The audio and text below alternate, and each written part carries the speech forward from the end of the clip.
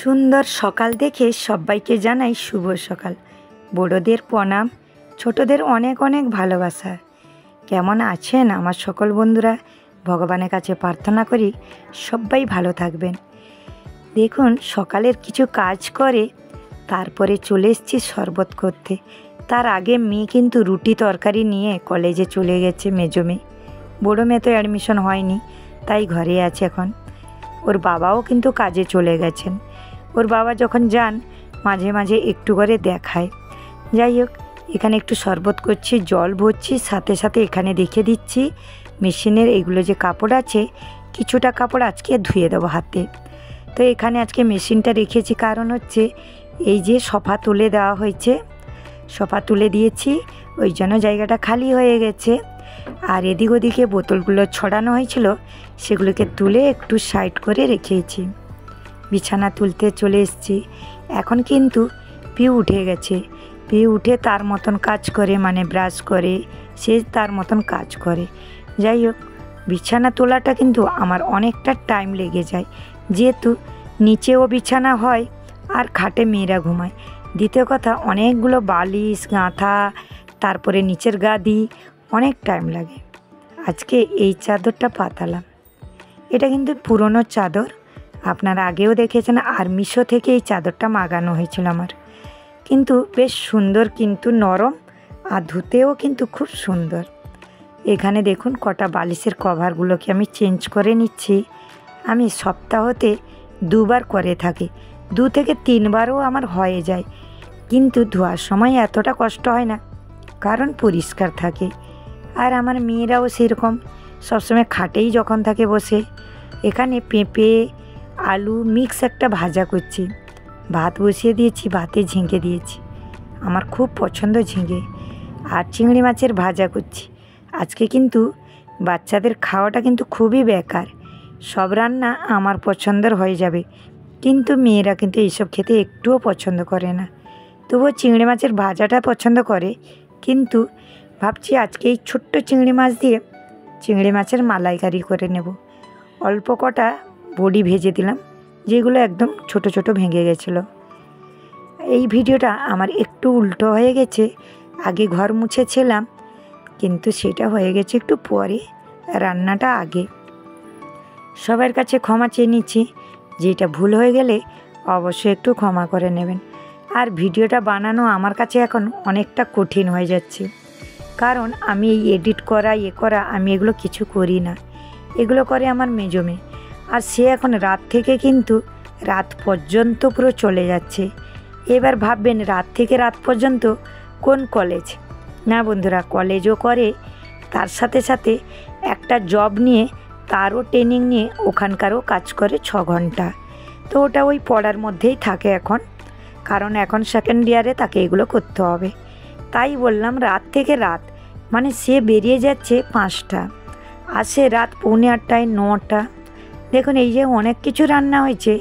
আর পিউ এখন স্কুলে চলে যাচ্ছে, কিন্তু যাচ্ছে ওর দিদির সাথে, ও একটা কাজেও যাবে আর পিউকেও নিয়ে ছেড়ে দেবে।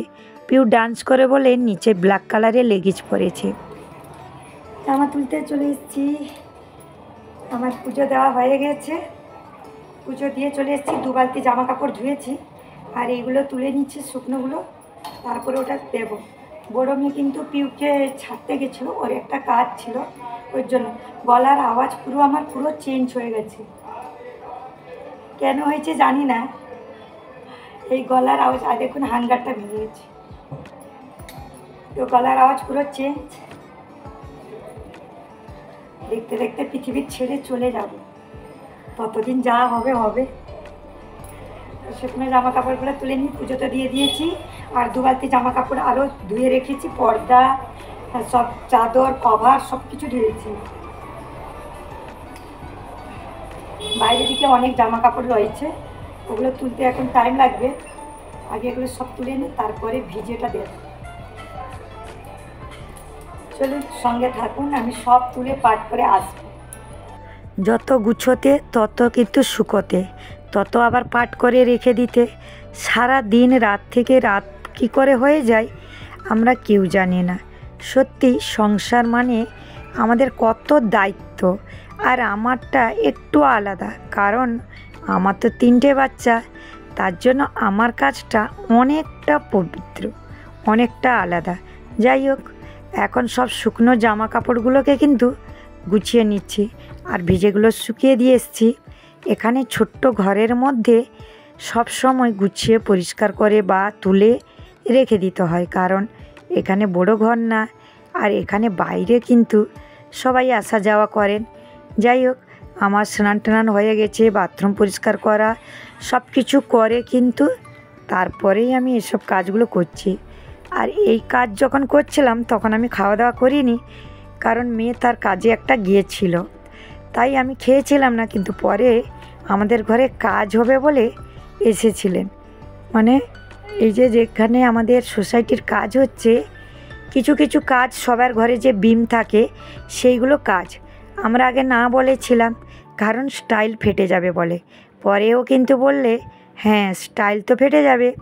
পরে আবার ভাবলাম এখন যদি আমরা টাকা ভরেও যদি কাজ না করি, তাহলে আমরা এত টাকা ভরেও আবার পরে আমাদের যখন কালার করব তখন আমাদের পুরো কাজ করতে হবে। আর এমনিতেই আমাদের ঘর খারাপ হয়ে গেছে, হয়তো মোবাইলে ভালো দেখা যায়, কিন্তু না বন্ধুরা, খারাপ হয়ে গেছে।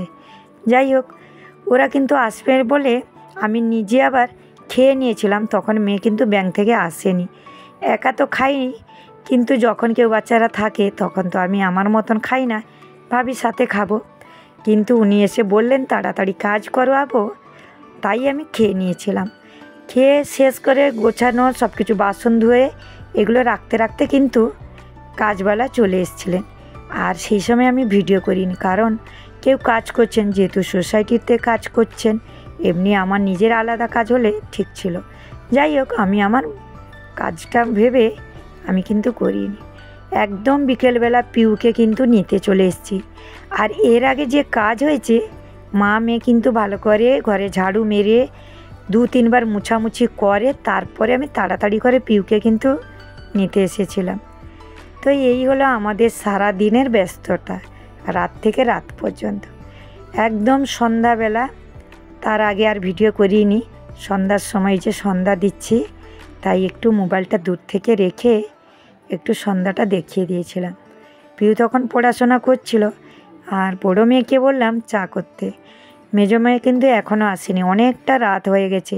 এখন কিন্তু ও একটুও টাইম পায় না। যদি আমার ভিডিওর মাধ্যমে কিছু ভুল হয়ে থাকে, সবাই একটু ক্ষমা করবেন। আর সকল বন্ধুদেরকে জানাই একটা লাইক। পিউ দেখুন, পিউ পড়াশোনা করছে, আমি সন্ধ্যা দিয়ে দিয়েছি। সবাইকে জানাই শুভ সন্ধ্যা। আমরা কিন্তু ছোটোবেলা পড়াশোনা করতাম কিছু একটা আসনে বসে, খাটে বসে বা মাদুরে বসে, কিন্তু এখানকার বাচ্চারা এইভাবে নিচে বসে সবাই করে, সত্যি কথা। আর আমার তো সোফাটা ছিল এইখানে, পিউ সোফাতে এখানে বসতো, কিন্তু এখানে এখন সোফা নেই। আর নিচে বসে আছে পিউ, খাটে কিন্তু খাটে বসে বেডরুমে, কিন্তু ওর দিদি তো এখন পড়ছে না বলে ও একা এখানে পড়ছে।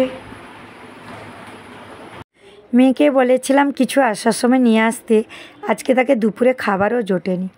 দেখুন, রান্না করতে চলে এসেছি, রুটি করবো, তরকারি আর ভাত আছে, দিনের বেলা কিছুটা ভাত আছে, যার যেটা পছন্দ।